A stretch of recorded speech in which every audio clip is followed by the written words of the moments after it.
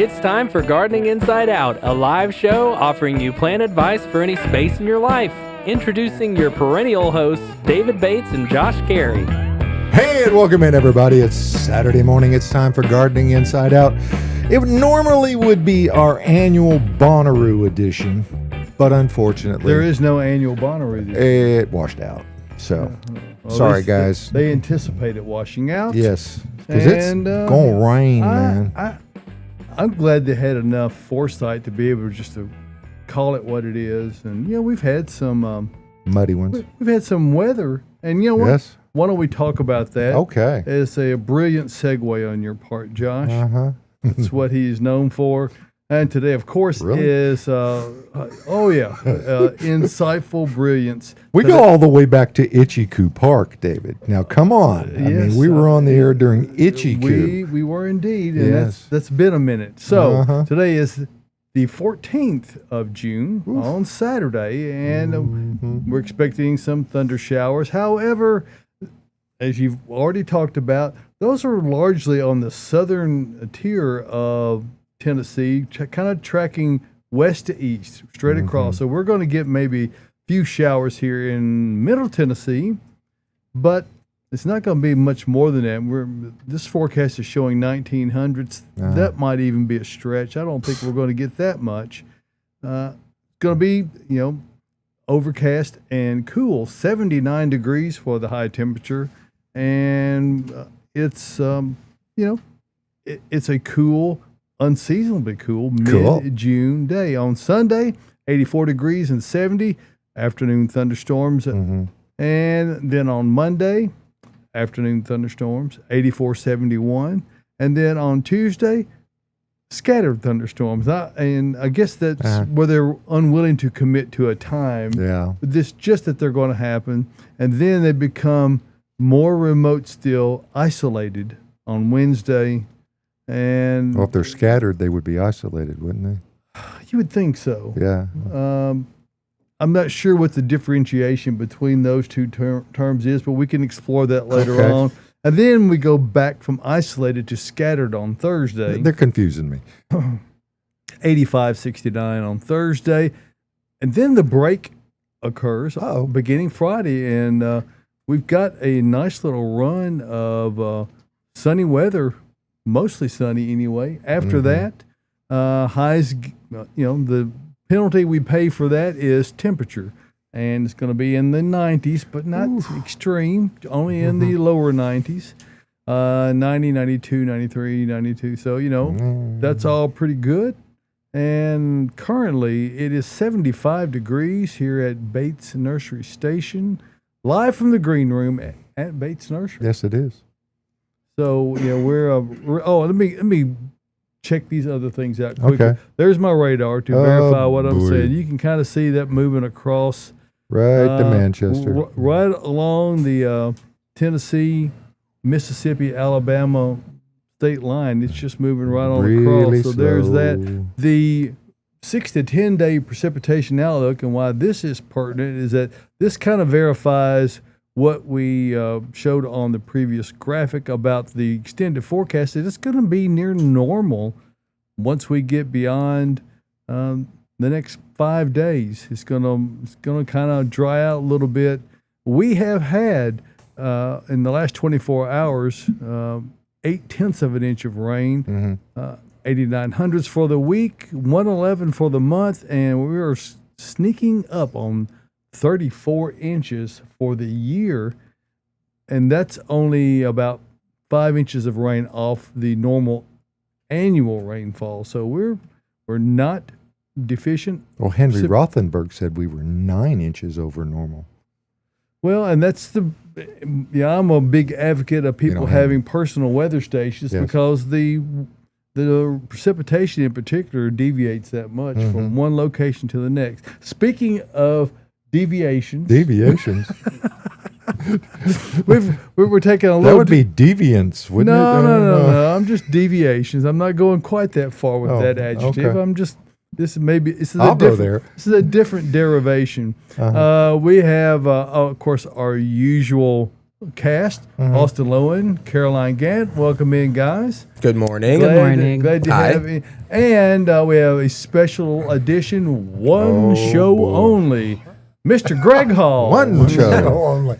Glad to have him in here today. There you are, There Greg. is Greg. Good Hey. morning to you. Good morning. And Greg's going to be talking about upcoming event that he's got going on around and whatever else that happens to Miss Caroline. come to mind. So You have spanking privileges. You are the closest. So I'll just let in David case take you know, that one. just in That's all case you David. need it. Okay. Yeah. All right. So anyway, this is Gardening Inside Out, and per usual, we're going to talk about what you want to talk about in your garden, in your landscape, maybe. and we've got wonderful growing conditions. But with that, a few problems can arise. A few fungal things, a few insect problems. But as a general rule, watering, or at least the need to do much additional watering, is not being the case so much. So, welcome in, guys. What's on your mind this morning? Well, what do you think? I'm looking over at Greg over there, and I see he brought in some little treats, it looks like. Oh, I thought you were looking at his coffee. No, I was looking beyond his coffee. 'Cause What do I you want got more there? coffee. My breakfast mints. Look at breakfast mints Oh, look at that. in Those are- jalapeno form. Actually, I brought those Look for. at that. Yes. I actually brought those for him because he does a segment of his Facebook feed called Dinner with Vinyl. Cooking with vinyl. Cooking with Vinyl. So Oh, would what? I would like to see those featured on Cooking with Vinyl. Well, we're doing it tonight. so. Okay. And is we're going to this? use Beach Boys. I have like 600 old albums that I collected 100 years ago, and an album is 20 minutes a side, and it usually takes like 40 minutes to make a decent dinner. Right. And so we'll get in the kitchen and we'll play one side of, it could be AC/DC and then Les Miserables. Or it could be Merle Haggard and Annette Funicello? yeah. No, Judas Priest. I mean, but the variations but tonight I think it's going to be a Beach Boys. Oh, Beach yeah. Boys night. That'll be a good Beach Boys night. The other one is a shiseido pepper. Both Put of those these in were a purchased. pan. Shishitos. Look at those. Shiseidos. Oh, that's Ben's favorite pepper. That's a handsome. That's a pepper. lot of people's favorite. Look at that. That is Showing delicious. it off. What's its fire rate compared to, or is it Milder. hotter? now? Mild. Usually not hot at all. Though Ben did tell me one time that sometimes you get a hot one. Yeah. Did you How's it try taste? it? I was like, I think you should try them live and on you air. know- I don't know. My very theory popular on in that all- is that they have cross pollinated with a hot pepper, and Fantastic. and when peppers do that, they take on the dominant genetic force, which is the heat, and that's why when if you're planting both hot and mild peppers, put them at opposite ends of the garden, That if is not very in a mild. separate plot altogether, and never put the mild peppers in a known downwind situation from the hot ones, I planted unless you mine. just want them all to be hot. They're side by side in my garden. So I just mix all mine up, and then I Yeah. forget what I planted. Yeah. It's great. How's it taste over there? I mean, they are mild. Yeah. Very mild. Good But- flavor though. Yeah. Yeah. Yeah. very popular Tastes in like Asia. pizza. All right.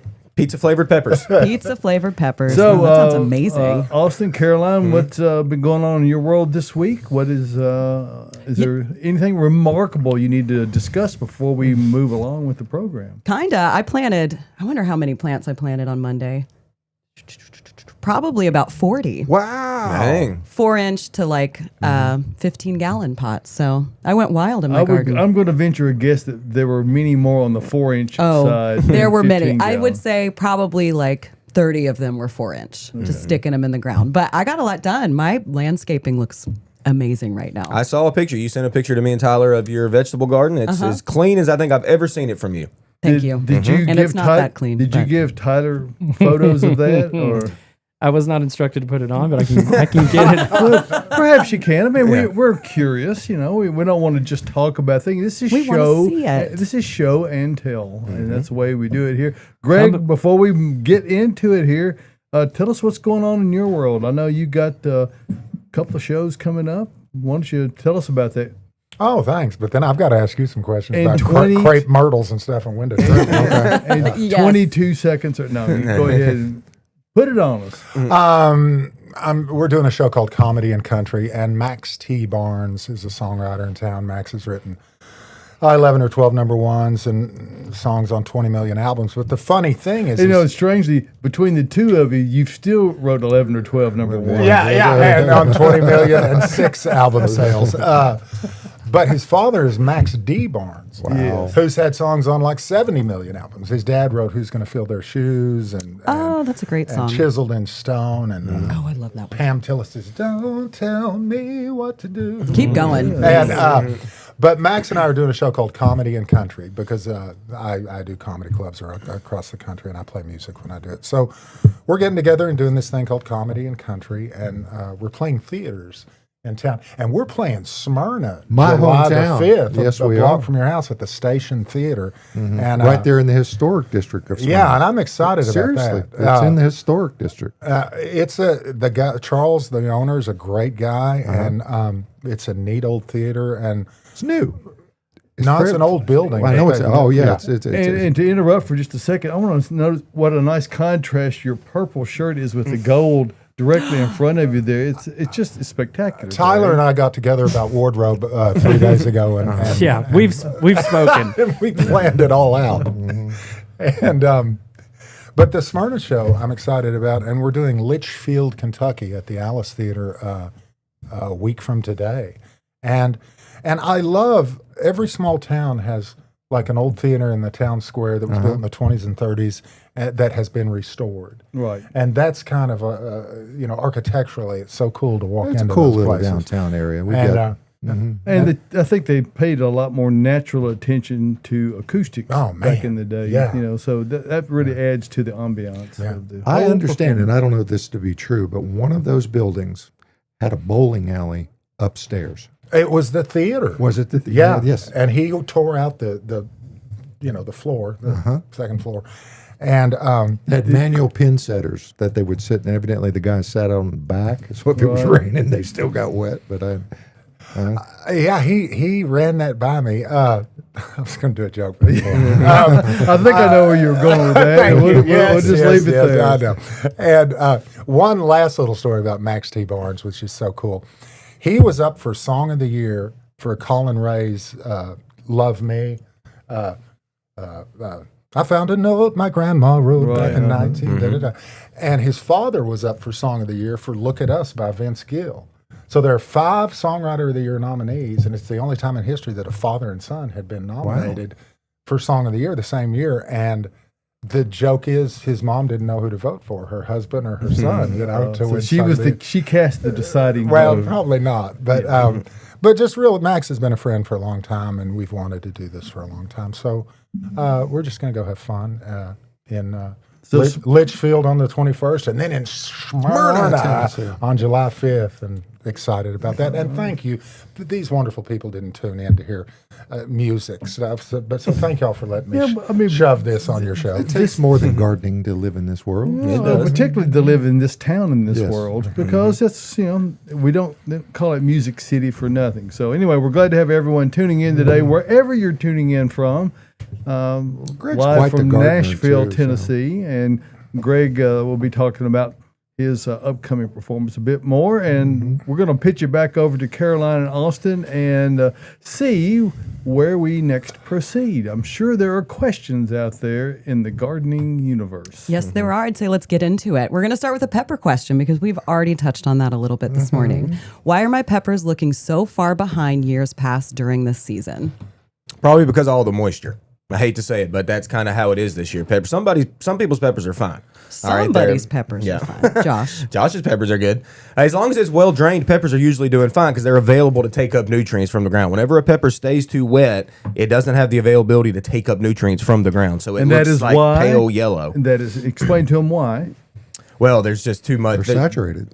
They're saturated, yeah, and they're not available to take up. A lot of times iron. A lot of times iron is the... Plus, you do get dieback occasionally on the root system because of excessive moisture. The roots are there to take up moisture, and when there's too much moisture, you get dieback, which those are usually the little feeder roots, which are where that nutrition is going to be taken up most readily from. So when you have that kind of situation and your soil doesn't maybe perk really well, that's part of the ramifications. And also, it's been cooler this spring. Yeah, mine have kind of been sitting. The plants are very short, but they're very short, but they've got lots of blossoms. But sweet. Yes, absolutely. And mine happen to be in a raised bed. But it's my shortest raised bed, so I mean, there's not as much soil, so it and does that dry has quicker. aided you in your production because they have drained well, along with the earth mix that's in that bed. There you go. Oh, Yeah, I grew my peppers in pots this year. I didn't even fool with putting them in the ground because I've I had didn't know years. that. Yeah, years of me watching peppers sit there and not do anything. Well, we talk about this, but in a bog, so it's a little too wet for those peppers. It's not a bog, but it is somewhat on the wet side. So yeah, I just put mine in earth mix landscape this year and just grew them in pots. And mine are still chilling. Like they're not super big and beefy yet, but they're getting there. But peppers love hot weather. Yeah, we talked really about waiting. the forecast. That's coming out. In about a week. So just be patient. We're going to have hot weather. We're going to be complaining about it really soon. Yeah, So, exactly. But yeah, peppers should ready. start jumping here soon. Yeah, mine are starting to, but like Josh, mine are in a raised bed, so they're staying drier, and it's finally getting a little hot. All right, staying on the edible plant topic, lemon thyme has yellow spots all over the leaves. Is it still okay to eat? It's probably still okay to eat. It might freak you out a little bit. I mean, A little eating scary. that. I mean, it's probably a plant fungal pathogen, right? Nothing that would affect humans all that much. Is it gross to all eat it that though? much. Maybe. I mean, I don't know. You got to try it. Try Let it. me know, I guess. Like I said, I don't think it's going to affect your health at all by eating it, but it might freak you out a little bit looking at it while you eat a yellowy spotted plant. I mean, any pruning you can do. Now, I know thyme has the tiniest leaves on the planet, so pruning them is kind of difficult. Now, if you can make major cuts, and just like get the stems that are the worst out of it, it's going to maybe that's the push answer. back out. Yeah, maybe it is. Just prune it. If it's yellow spots, isn't it variegated? Isn't lemon? There is thyme one is that is variegated, variegated, So but it's not spots. It's like yellowing on the outside of the leaves. Okay. So Yeah, and and it's very it looks uniform. normal. Like Right. if you see Okay. spotting that doesn't look normal, it's probably once again a product of our wet spring and just lower leaf damage, which is very common this year in wet springs. So in time hugs real close to the ground, so that's where you see most of your fungal issues. So just bear with it, and the weather's going to improve Yeah. within a week. It'll be okay. What a great plant, creeping thyme. My creeping thyme's been in bloom for like 2 months. I planted a lot of those on Monday. That was one of my big things. Yep. Ty, you got a lot of creeping thyme at your house. How's it doing?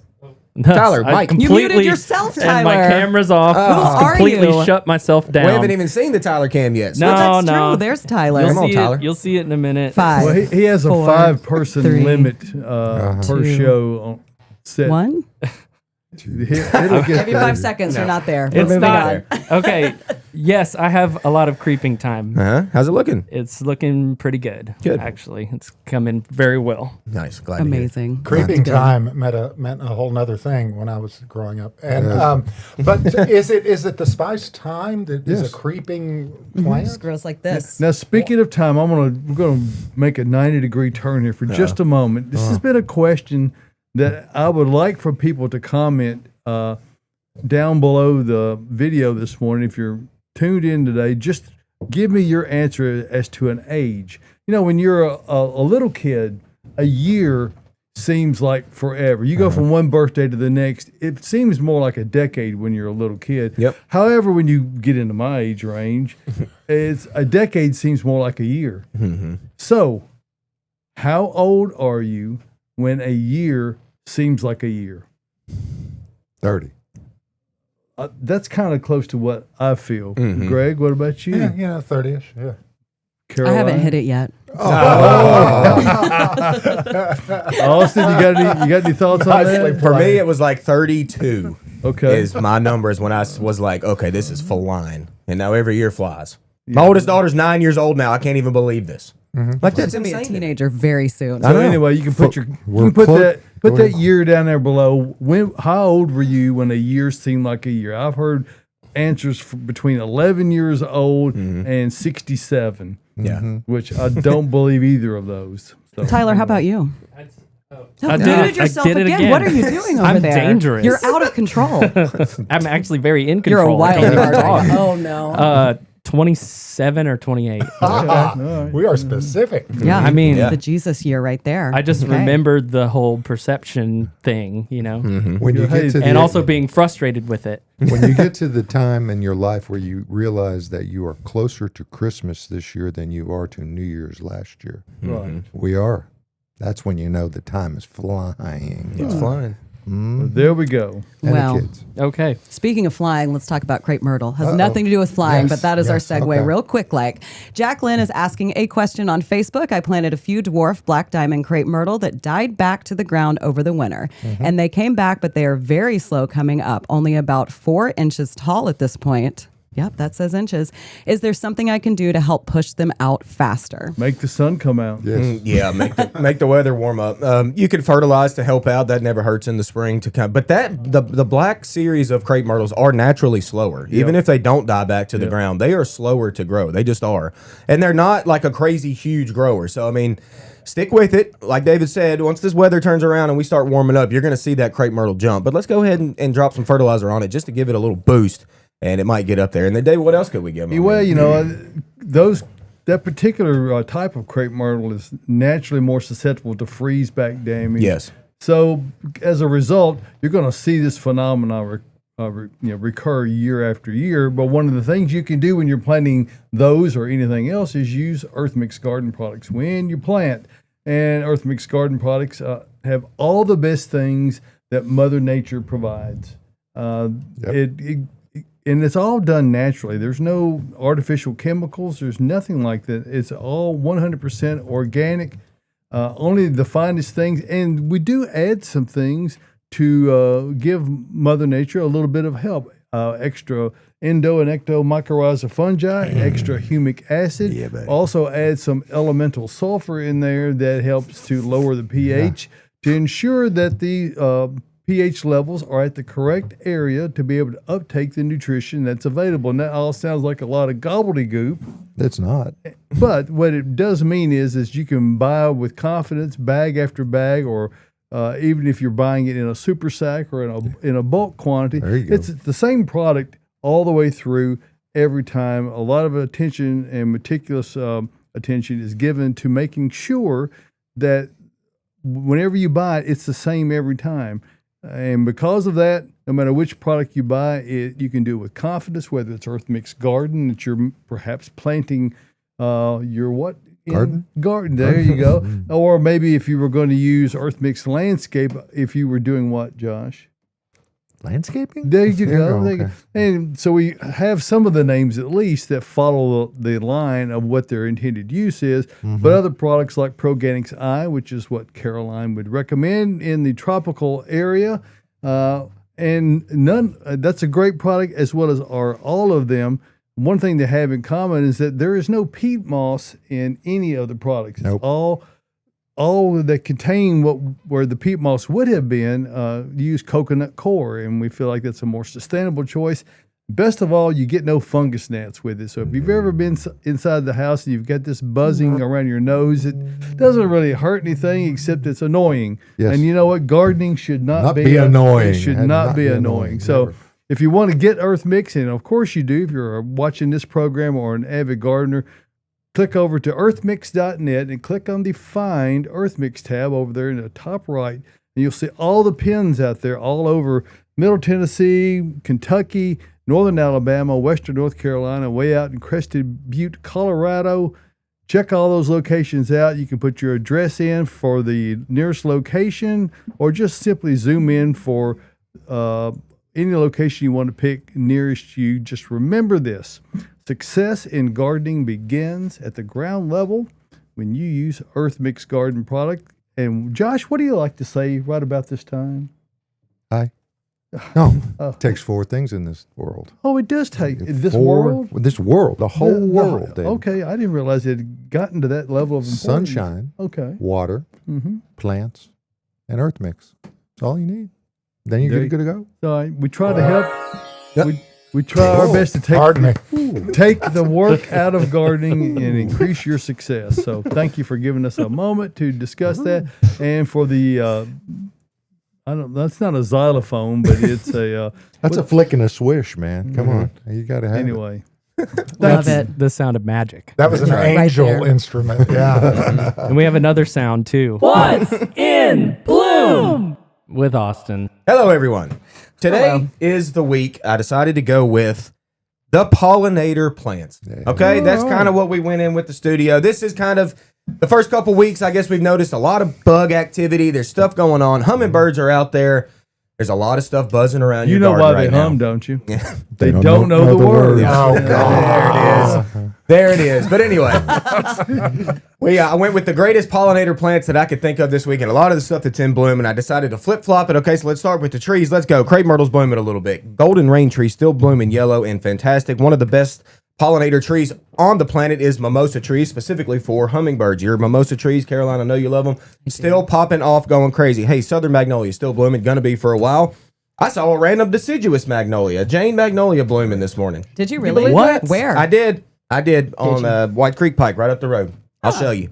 I'll show you after the show. Yeah, all right. take us all out there. Some of the shrubs that are still trip. blooming. Hey, Reese, your butterfly bush, I'm sure, is in full bloom right now. They call it butterfly bush for a reason. Okay, what a great pollinator for that. Your cannas, your callas, also still going. And then all of our hydrangeas still in full bloom. The Annabelles this year have been phenomenal. Okay. The paniculata hydrangeas, y'all, the ones that take full sun just fine, those are actually an excellent pollinator plant. Like, excellent. Annabelle's also the same way. You don't think about it so much, but they really, really are. They're all the showing it hydrangeas, right now. They are showing off. Hydrangeas are beautiful this year. And then let's go to those perennials. Shout out Bridge, who helped me yesterday a little bit gather some stuff and some ideas. We're going with these great perennial plants that are the best pollinators you can get, okay? Your alliums, those are just starting. Ornamental onions, they are just at the beginning, but man, the bugs hum around those. Shasta daisies looking white and pretty. Verbena They don't know bonariensis. the words either. Nope, they don't. And Verbena's big. They're looking great. I saw a whole field of those yesterday looking awesome. Coreopsis, tick seed, just everywhere. Do you like Phlox that looking one? great. I like Coreopsis, yeah. I'm not mad at it. Surprising. I'm not mad at it. Shocking. Mine are money. There's just money this year. I'm telling Mine you. look great. Mine are clean. Echinacea going off. Butterfly weed. We brought that in the studio. That's this little orange right behind you, the milkweed. Hey, what about Russian sage? Shout out to Taylor from Oasis. I saw a picture of a job you did of a rooftop garden. This cool little scene of this restaurant. She used a whole bunch of Russian sage on top of a rooftop. It is in full bloom right now, and that was a stunning picture. Taylor, hope you're doing well.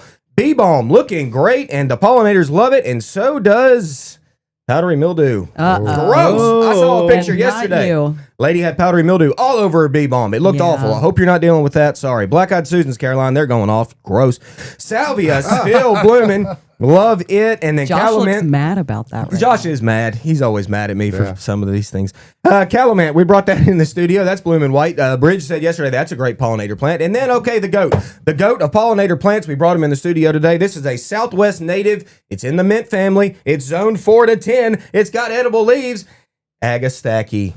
What you know about hyssop? That's a common name. Hyssop. Y'all, right here in front of me. Look at this. Yeah. Every color you can think of. Pinks, purples, blues. Going off, y'all. The bees literally get on these. They have some drinks and they take a nap It's on the so plant. cute when they take a little nap. They take naps on them. Not even joking. They are just so just Money power. just pollen See that drunk. up there? They can't even move anymore whenever they're on this. If you need to get some insects into your garden, you got a vegetable know garden that that needs some feeling. buzzing. Yeah, Me too. Don't we all? We all been there. And they just can't help themselves. They are all over Agastache. You need to up your insect garden. Y'all, get some Agastache. Come out here and see Bridge. Get every single color of the rainbow. It's fantastic. There you go. The goat of pollinators. Closing the book. All right, Austin, way to go. There we go. Amazing. Okay, now, before we go further, I know Greg had a question that you were leading out with. You said that, I think it was about crepe myrtles. Well, also, they say there are no stupid questions. Well, Yeah, there are. There's yeah, not. yeah, get ready. Here They're comes- just stupid people that ask questions. Oh, wow. There it is. That's Oh, the could way this that be a works. mistake? It might be. Uh-oh. Right when Here you're we about to go. ask a question. I know. So, something that is maybe confused with crepe myrtles that has pink flowers. That's the stupid question. Does anything, That's it? does That's the any- question? Yeah, does anything come to mind? There are pink ones. I think it's likely just some maybe more dwarf cultivar that. How big is it? Well, mine is about 8 feet. It's blooming and I've right got now. 2 or 3. Yeah, That's crepe myrtle. yeah, I think It's so. blooming now. Yeah. I'm not sure. Probably crepe myrtle. I didn't. But can I trim crepe myrtles right now? Sure, bush. You can do anything you want to. I mean, we don't we wouldn't recommend that. You typically prune them over the wintertime so you can really see the stems and see the shape. And they bloom on new wood, so it doesn't matter how you cut them. Okay. We generally don't cut this time of year, but you can. I mean, it's crepe myrtle. You're gonna delay the flowering time because you're gonna cut those buds off that advantageous wood that's getting ready to break out with the flower buds if they haven't already. So, you probably still bloom. It will. Yeah, I'll let delay it go this year. Okay. Yeah. So you don't need to do it right now. Okay. I mean, if you had to do it out of necessity, because like you're walking by a path or something, and a limb's like hitting you in the head as you that's walk by, Or like that's blocked a a little different. stop sign or something. Something like that, yes, Yeah. and we can Might certainly need to take cut care it. of it. But if we really want flower power and a really good-looking show this year, let's not cut until winter. what color are Thank the you. leaves on Thank this you. one, Greg? Are they darker? Yeah, I think so. Okay. Maybe.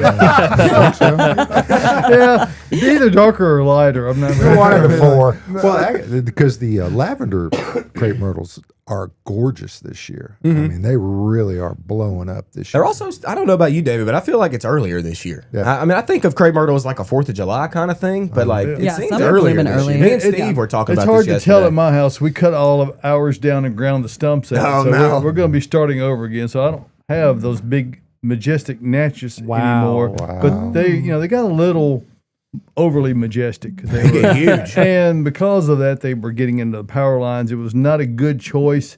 When you plant them at first and those power lines are, 17, 20 feet up there, you can, they'll never get up never there. get there. No, they do. They do. Because they can get to be 30 feet tall. So you wind up having a battle with the utility company. So frequently it's about getting the right plant in the right place and the right cultivar specifically. If you want to crepe myrtle and you want something to stay more compact, don't go with the natchez because it's a tree. Yeah, most A beautiful definitely. tree. I was just talking to Ona on the lot yesterday. I tend to forget about dwarf crepe myrtles in like landscape scenarios. I need to remember that more because Why would you forget that? because I think of crepe myrtles as crepe myrtles. What we all kind of think of them as trees, but they're dwarfing varieties. That's the hybridizing efforts they're doing now is to really make crepe myrtles smaller and to be able to fit in tighter spots. So There it's like are some really pretty small ones that kind of spill over. Yeah. On our drive home, I see increasingly, 'em. the yards that people have around their homes the spaces are quite confined. They don't have room for all this big stuff that perhaps was collected, many years ago, and now there's just a lot of Mrs. work. Carey, Mrs. Carey keeps ours in control every year. Well, I'm sure it's not limited to just crepe myrtle. Though. That's true. yeah. Austin, I have one more question. I have, and you're the dictionary on horticulture. I don't know what kind of evergreen pine thing this is, but I've got a couple of trees, and a lot of the branches are brown and brittle. And it's on the side of the house, so it's not getting a ton of sun or as much water as it. But can you cut limbs off evergreen type things and not kill them? And also a type of fertilizer in addition to earth mix that I need to try to make these piney, evergreeny things look Better. a little, to bring them back to health because the brown limbs are just. Are they bushy, snap Greg? 'em. No, they're tall. You know what they're pining for, likely. a good Sunshine. caretaker. Well, yeah. I think it sounds like sunlight or lack thereof to me. Yeah. I mean, I'm wondering if it's probably Leland cypress. What do you think? There's a good chance. That would be my guess because they're not. I went to high pines, school but- with a guy named Leland Did you? Cypress. Yeah, Okay. Yeah. Well, He was anyway, a gym I mean, teacher, probably. They are notorious for this canker Yeah. that can develop. It'll kill off whole limbs, and all you can do is just prune it off. yeah, exactly. Prune it. It won't kill it, and it's certainly a dead branch. It's It not is a dead adding- branch. Yeah. they're Yeah. dead Cut Well, it off all the way back. Yeah, I mean, Greg, immediately, if you go out there and prune off all the brown off your tree, it will like greatly change it almost 100% just Really? to get the brown out of it. Yeah, I mean, just a basic appearance will cleanup. look good. Yeah, don't even think about it. If you see Yeah. a brown limb, cut it right off. Cool. Just get it back to green, get all the brown out of it, and then you'll look at a tree and be like, okay, this is good. Okay, I'll do that today. Do it, There man. you go. Get home from the show and go out there and do it. Hey, we got an update from Risha about her butterfly bush that Rish. Austin had to buy her. I 'cause did he buy lost that. a bet. Where did it go? Risha says yes, the butterfly bushes are popping, and so are the black-eyed Susans. Yeah. Take that, Yeah. Kev. Hey, Risha and Edward could come to the show that Greg's doing on the 5th of July and in Smyrna, Tennessee. Mm-hmm. Okay. Right there. Right on Front Street. I'm excited. Yes, you should be. Okay. Because you can get ice cream right down the street. I wasn't going to bring it up, but Station Theater. Okay. That's fine. Enough of that. Right there. Free parking across the street. Yeah, it's great. Go get it. Hey, and Colin has sent us an update. Colin says, morning, y'all. Hey, Col. Austin. Hey. My lamb's ear. Yeah. Looking amazing today. The dew on the leaves. Perfection. Good for you. Yet another plant that Austin does not like. Yeah. Just wait, Colin. Colin's Lamb's ear's already gonna been do. growing this plant for years. Yeah. He knows what Just to wait. expect. Yep, just Yeah. wait. As fall One- rolls He on. knows what it's going to look like in the winter. One of these like all days. of your plants look perfect in the winter. Not in the winter. I'm talking in the fall. Even in the growing season, No. lamb's ear starts to look gross. Right in the middle. You're Yeah. being dramatic. I'm dramatic for a You're the reason. drama queen right now. Lamb's ear's about about it. to get dramatic. Just Dramatically like ugly. you. Maybe it's taking after you. Dramatically ugly. Yeah. Now that was ugly. I'm sorry, Colin. You're great. Your lamb's ears are great too. I love you. Hope you're doing well. Colin's doing great. Good morning, Colin. Hey. And then Miriam's got a question. We actually talked Miriam. about this. Miriam. Good morning, Miriam. A lot on last week's broadcast, but Miriam says, it's time to watch for bagworms. I really don't want to spray. Can you talk about best practices for manual removal and control? Yes, Miriam, I can. And that's look at your plant every day. If you see a bagworm, pluck it off, stomp it. Okay? Miriam Get out there and hang out with obviously those didn't bagworms. read the newsletter this week.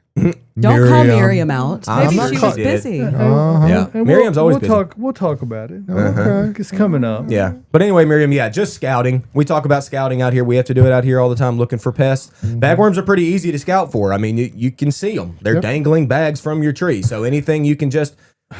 What? We got a new comment from Colin. Oh, okay. I'll let you finish. Well, okay, all right. But yeah, Miriam, just do some scouting. Look at it before you have to spray. This is the weird little factoid that when you're trying to pick those off, they're very camouflaged. They want to blend right in, and in order to see them all, you kind of have to turn your head sideways, and then all of a sudden, all these will appear that you just couldn't see. But you think you've gotten every one. You've taken hundreds off, and I've got them all, and then you go, oh, there's a couple hundred more. There's 100 more. So I don't know what difference the axial plane that you're viewing it from has Axial plane, Greg. However, it does Is that make a bigger than a difference. 737? It makes a difference, and so if you're, but the problem of it is that when you're picking out, you're picking bags that either had juveniles in it, which is more likely right now, or have them in there, and that means many have gotten out. And you have to spray because you've already waited too late. Those should have been picked at least a month ago. That way you could have gotten them in the bag. So probably need to spray. Permethrin is what we typically recommend. It's the most benign of the chemical applications that you can put on there that will give you a satisfactory level of control. So. Are we talking about those worms that build those big white Yeah, they're nests? about that big. No. Yeah, absolutely. They're about, huge. They're about that long. I mean, they're nests. You're talking about tent. You're talking about tent Tent caterpillars. caterpillars. Yeah, Tent or caterpillars. fall Oh, the wet ones that worms, look yeah. like Christmas ornaments that hang from the Little bitty. Yeah. Not little bitty. They're like this big, and they just dangle from the. We had They blow growing in the up in wind. Odessa, Texas, we had the big. Those are the big tent caterpillars. Yeah, and back in the dark ages when I grew up, my dad would get a torch and it looked like the townspeople on Yes. Young Frankenstein just coming out, and we'd burn them off the trees. Yeah, they used to do that. And hey, before we leave, Miriam, you bought a dappled willow, tree-formed dappled willow a few weeks ago. I want to know how that's doing. Take a pic, send it to us, please. Water we it, definitely water need it, to see water that. it, She's been water watering it. it, I guarantee Okay. Oh, yeah. And the sky has also been watering it. Yep. All right. I do want to get to Colin's lamb's ear. So we're wrapping back around. Colin says, and these are all in 5 bullet points. It looks good year round. I'm going to name it Austin. Yeah. Just for spite. Yeah. Actually, I have 2. Austin and Kev. You All right, got a Colin. lamb's ear I'll named take after it. you. Both I guess I'll take names. it. And you're one of the lucky ones in the world that's got a lamb's ear that looks good all the time. So I'm going to come you're plant lucky, one man. in your yard in the middle of the night. Gross. Hey, You're gonna and fall in love with it. we've got another little thing to interject here. Josh and I, a longtime friend, Greg, formerly from Thompson Station, not this Yes. guy. No. Another Greg. Called the very first program that we ever broadcast. Yes, and that's been a while back. 1941. And When the Germans bombed Pearl Harbor. he sent some photographs. Did I send those to you, Austin?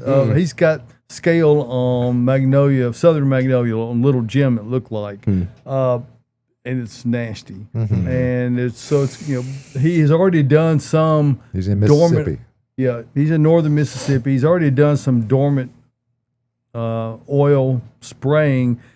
Probably didn't get enough of it or get it on there as well as he could have. I think one of the things, and we talk about it on here frequently, is when you're spraying, and you don't do it all the time, this tendency to just kind of spray the outer part of the leaves pretty much assures you will not get control, because most pests reside on the backside. And so you have to get that behind, which means you kind of got to stand off to the side and get out of the way, and Put your safety goggles on. and your respirator. Yes. And you also need to atomize your nozzle correctly. But, you don't want a straight stream, and you don't want it super fogged either, because it'll just drift everywhere. Get it at about a 45-degree cone where that you can get in there and saturate them thoroughly. The method of application helps a lot. If you're using dormant oil, you don't need a surfactant. If you're using some other kind of chemical, I'm pretty sure permethrin, was that listed for those? Okay. Yeah. If you're going to use something like that, which is really what you're relegated to this time of year, because you're Don't want to use the dormant oil. well, it's not dormant. Yeah. So you would need to use a surfactant with it, and what that does is that makes it coat the leaf more completely, and it makes it stick better. So if you do those, and I sent him an extensive email yesterday that kind of details all this, but always great to hear from you. Greg, formerly from Thompson Station. Corinth, Mississippi. Corinth, Mississippi. And we can't have magnolia looking bad in Mississippi. That's No, a state tree. that's That's a state tree in Mississippi. Got to have them looking good. That's right. We got people watching in Mississippi. We've got people watching from Wisconsin. This morning. So I'm seeing Oregon. Richmond, Texas as well. Well, Right. and no Philadelphia, matter all where you're over. watching from, we are really appreciative of that here at Bates Nursery and Garden Center. We, this is just one of the things we do to help promote horticulture and gardening, and doing it in the very best fashion. I write a weekly newsletter. Yes, Miriam didn't it's read it called this In the week. Garden with Bates Nursery, and I talk about whatever is timely. This week, it was about the things you need to be thinking about right now. We're going into this season where we're going from spring into summer, and we're probably going from the cool, rainy weather into more typical, sunny, much warmer weather. So there are things you need to be thinking about. Spraying of bagworms is one of those things. Also, just general things like it's easy to forget about watering. You've been in the habit of not having to do that because it's been really nice. That's going to change. So just be mindful of those things. If you want to read all about it, go to the blog section on batesnursery.com, and you can click on this week's post. And there's the whole thing right there, and gives you some links according to, and also with respect to all of our social outreach, this program and all the other things we do. So there's that. Also, you should consider checking out the entire website. We have acres of website in addition to acres of plants. I don't know if you can actually measure. Depends on how big your screen is, actually. Terabytes. You can search our website 24/7, 365, and our entire inventory is on there. And it's not just what we have; it's how much it is, and pretty detailed descriptions and photographs of every item. Mary and Rachel in the office work diligently at it. I mean, it's amazing the amount of time and effort they put into it. So shout out to them. They really keep it up to snuff and looking its very best. There's my grandmother right there on the picture. She's the one that got this whole endeavor started back in 1932. That's a long time ago. 93 years ago. She gave us the opportunity to be where we are today, and we're eternally appreciative of that and of all the support we get from everyone around Middle Tennessee and from wherever you come from. We have folks who make the annual pilgrimage, and we've had a lot of them we've been privileged to get to meet this spring season. So thanks for coming out, and thanks for supporting Bates Nursery and Garden Center, where we try to give you the best opportunity for success. You bring your smartphone or tablet out with photographs of the area you're working on, and our landscape professionals will look at your unique landscape situation and help you get the right plants in the right place the first time. Because that's the way we do it. That's the way you should. We don't do it the second time. We do it the first time. That's right. So come out and see us. We're located 1 mile north of Briley Parkway at exit 19 on Whites Creek Pike, which is just minutes from Rivergate, Opry Mills, Nashville West, downtown Nashville. And no matter where you're coming from, I promise you it is worth the drive. Beautifying Nashville since 1932, Bates Nursery and Garden Center. Thank you. Wonderful. You're welcome. Tyler hit it. Yep. What's in room with Caroline? All right. So we've already talked a little bit about what we have in room this morning. Austin touched on we brought in pollinator plants. So let's go ahead and go on this tour. So behind my head and David's, we've got Annabelle hydrangeas. So this is a great little, well, I say little, it's going to get big, native hydrangea that was discovered in Anna, Illinois. That's exciting. Probably hence the name. Yep. Cute, beautiful. I know David has some of these. Yes. And you're a big fan. I was just admiring, and it's the debate I always have with whomever will listen, which is an ever increasingly smaller audience for whatever reason. But my contention is that Annabelle hydrangeas, they need to be cut severely before they ever show any signs of new growth. And people who struggle with them flopping, my case rests on that phenomenon, is that when you cut them back more severely, you get many more flowers, a bit smaller in size and much stronger stems. So the susceptibility to getting weighted down by these afternoon rains and them flopping down is far less. Ours do sag a little bit, but they don't break over. So well, there I you rest go. my case. There you go. I know Austin is a big fan of cutting hydrangeas back as well, and I've started doing that. It does work. So butterfly bush. This is Prince Charming, and we've got quite a few of those in this room You're this not morning. pointing I'm at not Austin, just are talking you? about this plant all around. So this is a great one. It smells fantastic. It's going to attract all the pollinators. You're going to have bees, butterflies, moths, everything that you want. And then we've got a little variety down here. Let's go ahead and pan over, and we can have Greg show it off. He can be the Vanna. Look at that. So in the back, we've got actually the straight species Agastaki. So if you want something that's definitely going to do well, this one or Blue Fortune, those two will do the best. The purple, well, that's the Russian tallest. sage, but yeah, you were close. The tall one in the very back, and they look very similar. Wow. Bees will be humming on this. If you get this plant, I've got Blue Fortune growing right now, and I haven't done anything to it, and it looks absolutely fantastic. And then underneath, we've got butterfly weed. It's going to attract all the butterflies. Another great one, it's going to reseed itself. It's a very important plant to have for our pollinators, for our monarchs. Everyone should be planting this, and it's just gorgeous and easy. I also saw honeybees on mine. Yeah, buddy. all of them will get on there. Echinacea, this is Cheyenne Spirit. I actually have quite a few of these. These are all yellow, but this will actually come up like yellow, orange, and red. Mine have a lot of different colors blooming on the same plant, which is quite interesting. Yep, that one right there. You got it, Greg. And then this is the Russian sage. Austin talked about this one a little bit. Bees are going to be all over this when this one's in bloom. Bridget actually loves this perennial. It is one of her favorites. And then we've got calamint right here. Sorry, Tyler and I are growing this for the first time. We brought ours together. Best friend plants. Mine's doing okay. It's taking a little bit to acclimate into the ground, but it smells good. Greg, go ahead and give it a sniff. That's nice. Man. Yeah, it is. Look, he's got to get in there even more. Yep. Oh, wow. When you disturb it, it is. Okay, Greg, that's enough. You could just take that and hold it in front of you and smell it the rest of the show if you want. So let's go ahead and move to what we have in front. Now, yesterday we got a ton of trucks in here at the nursery, and one truck came in, Austin unloaded it, and then he actually came and found me. He was like, Caroline, you got to come back here. And I was like, what? He was like, you got to see something. You're going to have to buy this when you see it. So he's shaking this right now. Let's see. Yep, that is going to be, now I'm drawing a blank, Starburst. Haze Starburst. Haze Starburst hydrangea. So this is one that looks like it's going to spill over. He already talked me into buying it before I saw the price point on it, but I'm still going to get it because this is such a cool one. Julie said we used to get it all the time and used to sell it. We actually haven't had it here at Bates Nursery in years. So Full sun? We're bringing it back. No, shady. Julie, It's an arborescens. Okay. It's the same species as Annabelle. So Wow. if we could give it a little bit of afternoon protection, that'd be helpful. Okay. Yeah, Julie is forever looking for the unusual and off the beaten path plants, and that's another example of her stellar ability. Oh yeah, and we Absolutely only got gorgeous. 6 in, and I was like, ugh, Austin talked. I mean, it's easy to talk me into any plant, especially if you're Austin or Bridget. It's got such a unique And I'm getting bloom. I mean, it really Very does. unique. It's like Very unique. star-shaped. Yes. Yeah, can you zoom in on one, Tyler? Can you get close? Can you get in there?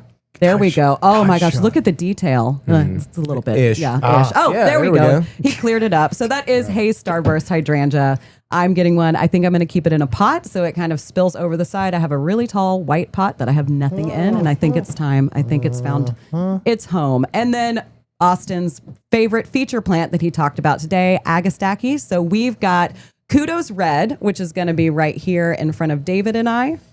Peaches Keen, right here, this tall little peachy one, and Pink Pearls. Austin, go ahead and show that one off. Oh, wow. That one's Look at beautiful. her. Imagine when it's humming with bees all over and then the wind blows. You got a little field of it. It smells amazing. Joyce, come on out and get you some. We haven't seen you in a minute. So, and I know you probably don't have this. Come see us. And then let's talk about our feature plant for the morning. We've got Little Lemon Goldenrod. Now, this is something that you're going to see all over the roadsides blooming soon. I have it in my back field. It grows with my blackberries. It is a very important host plant, a great plant for pollinators. And this one is really nice. If you have a small space and you still want to support our ecosystem, you can go ahead and buy this little tiny compact one that I hear is not going to spread quite as much as like the straight species that gets very tall and will just go everywhere. It's rather It is. lovely, I will say. It is. is Like- not ragweed, folks. It does not make you sneeze. No. It's a great plant. I love that I have it. I don't have this one. I have the straight species. I kind of want this one. Maybe I'll add it to all of my beds. Yeah. I predict. That it's going to happen. But Great. that's what we have in room this morning. Great tour, Thank Caroline. you, Thank Caroline. you. Thank you. This took a while to put together yesterday. It's a lot of little plants. Yeah, a lot of little plants. Uh-huh. Joyce, come get one of these hydrangeas too, Joyce. so we can talk about it when we grow it. Oh, man. You pretty much have the rainbow in here, so looks good. We do. Well, thank you, everybody. Joyce says she has 3 Agastache. Oh, yeah. I should have figured. I know. When you said that, I was He's like, back. I don't know. He's back to that plant. You're taking that one home, aren't you, Greg? Yeah. Oh, that is. Greg, It's you so got it. good. If you take both hands and just like really mess it up, and it smells so good. All right, are we ready to get back to some questions? Sure. Yeah. We've got a couple questions about limelight hydrangeas not blooming just yet. So is there something wrong, or should they just wait it out? No, wait it out. The limelight is literally like last of the panicles. Like Mine's not blooming. Yeah, I've got Quickfire at the house, which is blooming right now. It's like early stage blooming, and hence the name Quickfire. I mean, it's the quickest. It's like the first one to go. Wait it out on your limelights. They have a massive head on them, and they have to.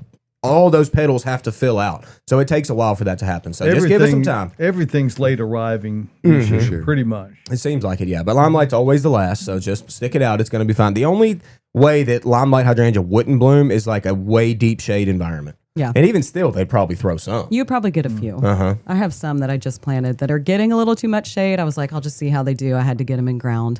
It's the strawberry vanilla. I bought 3. Didn't have anywhere to put them, but found somewhere. All right, we have another hydrangea question. Best way to keep dark spots and disease from hydrangeas? Is there a preventative solution? There is. I mean, there's fungicides are preventative. Okay, so if you start on that early and often in the spring, you can keep the dark spots and off of them. Now, just pruning out lower leaves. The spots are going to be mainly on lower leaves. If you take some leaves off that are the worst and spotty, like I was talking about with your tree earlier, you take some of those leaves off, you immediately make your plant look better. So the leaves are not going to get back green again, people. We've talked about this. So if you got the spots, just prune them off. Do it. Get them okay. out of there. It's addition by subtraction. Yeah, exactly. My oak leaves are very spotty, but they look great. They're blooming. I love them. I just leave them alone. Tyler, I think it's time for photos. Oh. Whoa, okay. Are you ready? Better do it. Yeah. She jumped right on you on that one. You look like you were sleeping over there. I No, had to wait. I- I'm just kidding. Tyler would never sleep. No, I'm looking into Jane's comment about some audio skipping, but everything sounds good on our end, so continue. Do you want me to get to another question before photos? No, I have the emails queued up right now. if I'm you're ready. ready Let's for do it. that. Send it. Okay, here comes the circle. The circle. It's too distracting. I love it. All right. This is from George. I believe I'm not wearing my glasses, but that looks like the email. Yep. I'm a dedicated listener to the podcast. I enjoy listening every week, and I hope you might be able to help with a big garden decision. A hackberry tree came down in my backyard. It missed the Japanese snowbell I just purchased from Bates, but landed on my 4-year-old Japanese maple. Two-thirds of the tree That's a hackberry for is you. damaged. The tree was just starting to look good. What do I do now? Before and after pictures attached. So they're just looking for advice. Do they prune it? Do they need to move it? Just bite the bullet, tear it out, and start from new? Well, Can we this get is that almost- photo up, Tyler? In a way, it's a blessing because that hackberry would have put that black soot on your beautiful Japanese maple. Josh, you were right about that. Absolutely. Those woolly aphids would have been everywhere. Oh gosh, look at that thing though. It really Devastated. whacked it. Okay, here's the bad news. It's not going to recover No. beautifully this year. No. That first flush in the spring is where you really get the growth. However, now it's probably, is that a Virides or what? No, is it? probably. What? Maybe waterfall. Maybe waterfall, yeah. They're more sun tolerant. I don't know how much shade that the hackberry was throwing on it during There's the hot still part a of the bunch day. of them, no. However, you can cut it back, get it shaped back up, and just leave it alone. Yeah. See what happens. It's unfortunate. The things like this happen in gardening, and whenever something like that happens on a perfect plant, it's really sad. devastating. Sad. But like David said, let's wait it out for this year. Let it photosynthesize and keep, getting back healthy. Prune it back a little bit over the winter. And we can help with that too. If you want to bring me some pictures or whatever, I can kind of help you like play with which limbs to keep and which not. Now, if you want to just replace it, I certainly understand if you don't want to wait that long because maples are slow. I mean, they really are. And you've waited 4 years for it to get perfect like that, and then this happens. So, yeah, I'm sorry. Now, That's no fun. I will be a strong advocate. I'm a guy that, we make our living out of selling plants. Mm-hmm. But I will say in this case, Give it some time. I would cut it back, get that head on it symmetrical, Yeah. and wait till this time next year before you make the decision. You're going to find that's going to fill all Mm-hmm. in nicely. It's going to be beautiful. Transplanting it doesn't make sense now. You should have did that, a couple weeks ago before the tree fell? Yeah. yeah. And if you have that kind of power, what are you wasting your time gardening for, Yeah. So you could, all other things you could be doing. So Yep. I would prune it back and give it a shot to start to break See back what out. happens. So Yeah, it will. it'll come back. I agree. And then we've got a garlic harvest question. Love the podcast. As a new listener, I'd like to ask my first question here, if I may. I tried to send through, but Insta failed, so they emailed it. I have planted garlic for the last 5 or 6 years now and always struggle with when to harvest. Here's an image of my current crop. How much longer do you think I should go? And this comes from Amy in Franklin, Tennessee. Hey, Amy. Thanks for your question. You have beautiful garlic. It Look looks at that. great and Absolutely. healthy. And you've got a lot of it, so that's a good thing. A lot of times garlic will send up its seed head or its flower stalk or whatever, and then at that point it's usually time to harvest. But look, Amy, you've got a lot of garlic to play with, so that's a good thing. The key is dig one up, look at Pull it. it. Yep. See how one looks. If one is, and pull the nicest, thickest, best looking one. See where it's at, and if it's a good garlic clove and it's ready to eat, then eat it. And If get it looks small and it's not quite there yet, give it a week or two. I've heard when the stem's yellow and flop over, that is a sign. That is a sign as well. Yeah, like the oldest leaves will start to kind of Actually, that's a flop sign and of look many rough. things. Yeah. But with regard to the garlic, yes. Okay. It also applies. Yep. Yes. Definitely. So. And But then yeah, we got trial a and error. photo from Joyce. Hey, Joyce. Trial and error. That's what gardening is all about. It really is. Joyce sent a picture, and she's commented on this as well. So her cephalanthus, which is buttonbush sugar shack, is in bloom. She says, Yeah, I buddy. love unusual plants, and so do the bees.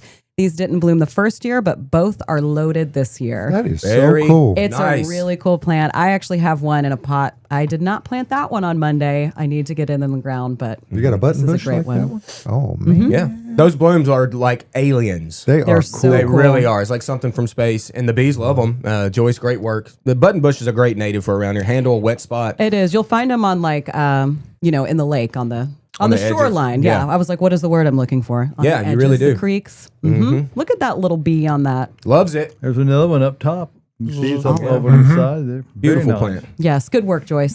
Speaking of weird blooms, I'm just going to throw in a photo of my garden. Oh, Tyler. butterfly My- magnet. My liatris going crazy. Butterfly magnet up top, this white blazing star at the bottom. Mm-hmm. Beautiful. Just so much verticality. And also the eucalyptus in the background. And you can see how tall it is. Also. And they're tall too. Yeah, Bridget yesterday mentioned that for pollinators as well. One of the greatest for that. So good work, T.Y. Caroline's garden. Hey, there's the So photo. still a little bit wild, but that's part of my vegetable and pollinator bed. There's another half to it that's not pictured. But I was just sitting down there and I was like, this is a great photo. I should send it to my plant friends. So much dynamic and plant diversity in that space. The yellow plant that you see back there, that's St. John's wort that's just gone crazy. And all the pollinators are on that right now. And then you can see my very tall Rudbeckia maxima right there in the back with the big leaves. Yeah. It is huge. Reaching. It's beautiful. Don't look at the pots everywhere, just scattered on the ground. It's okay. You're a gardener. It's okay. That's Speaking part of of it. scattered on the ground everywhere, July 5th in Smyrna, they'll be scattered all over Front Street up at the Station Theater. Yes. Greg Hall and who? Max T. Barnes. Where do we get our tickets, Greg? You can go to stationtheater.com or you can go to alicetheater.com for the Kentucky show. Okay. And we'll be, celebrating the grace that is the freedoms we have on July 5th. We'll be mindful of just how blessed and lucky we are to Absolutely. be around. So I know everyone will be looking forward to that. And you know what? What? We're out of time. Oh, Really? We have gotten through an hour. It has gone, per usual, extremely fast. I want to thank everyone for tuning in this week and being a part of this program and giving us stuff to talk about. Yeah. Have a lot of fun. Yep. Okay. Thank you guys, all of y'all. Thank you Appreciate for it very joining much. us. for being It's here been today. too long since you've been here, Greg, so you'll have to come back. All righty, folks. Music means that we are finished with this edition, but next Saturday morning, we're going to come back here to the Green Room Studios at Bates Nursery and Garden Center. Tomorrow is the last Sunday for the Until Fall. That's correct. That is Sunday, the 15th. That's our last one until fall season. So come on in, celebrate Dad. And do all that. Get some Agastachias. Yeah. He may not know he wants them, but he knows. He does. He wants them. Absolutely does. Thank you, folks. Like, share, listen to the podcast. You do all the social media stuff, and we'll see you here next week because we love doing it for you. It's Gardening Inside Out from Bates Nursery and Garden Center.